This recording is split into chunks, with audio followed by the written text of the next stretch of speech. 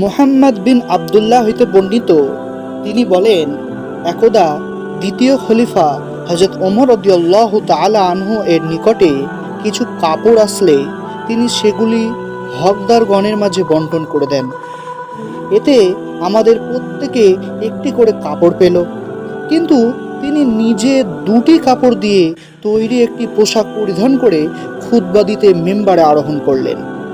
কিন্তু শ্রোতাদের অন্যমনস্কতা লক্ষ্য করে তিনি জিজ্ঞাসা করলেন, হে লোক সকল, তোমরা কি আমার কোনো কথা শ্রবণ করছো না? এমত অবস্থায় বিখ্যাত সাহাবী সালমান ফার্সি রাদিয়াল্লাহু তাআলা আনহু উঠে দাঁড়িয়ে বললেন, জি না, আমরা শ্রবণ করব না। ওমর রাদিয়াল্লাহু তাআলা আনহু বললেন, কেন হে আবু আব্দুল্লাহ?